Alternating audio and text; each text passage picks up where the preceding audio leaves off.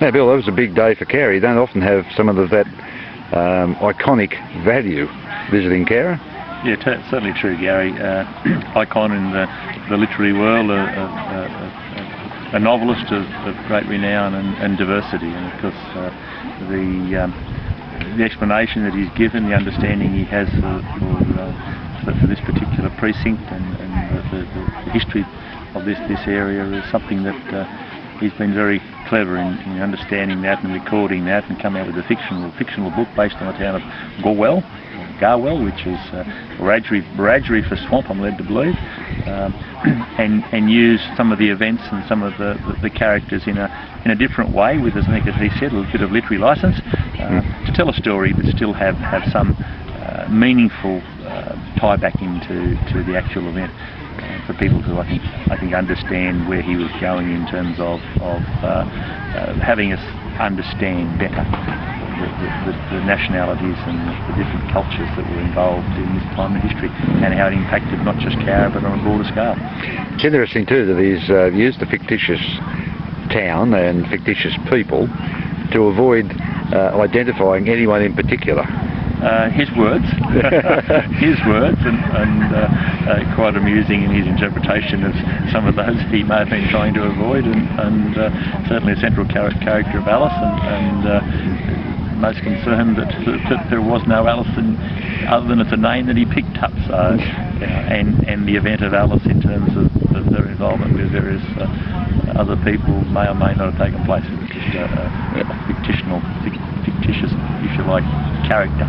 Interesting too, he spoke about his auntie who lived in Mandurama, who took to having an axe in the bed, according to myth. Yes.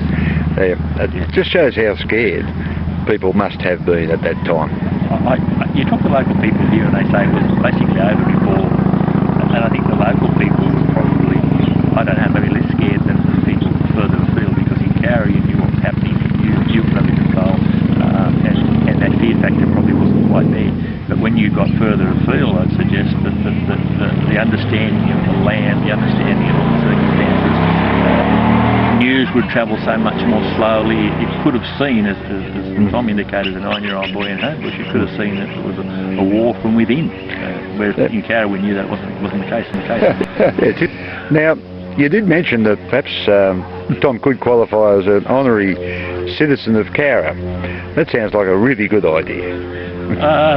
Yeah, one of those comments the mayor makes from time to time, wasn't it? But yeah, he obviously has a fondness for Cowra, because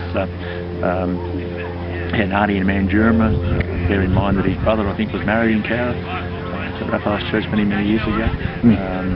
Clearly has been to Cowra on more than one occasion to research the book and to look around, and he speaks of a fondness of and an understanding of what, not just the actual breakout itself and trying to create some story about that, but the understanding of human nature, the goodwill towards other people in the world, and what Cowra is doing in terms of trying to tell a story that's not just focused on the war, but about peace, about reconciliation, about understanding other people's cultures and how we move on.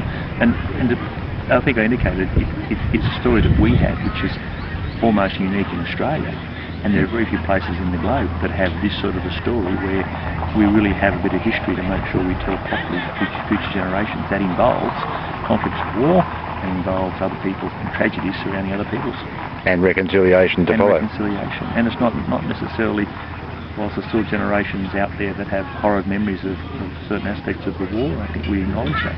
And it's not about criticising or making comment on that. It's just that this is a fact of history, and we need to sort of understand that and move on.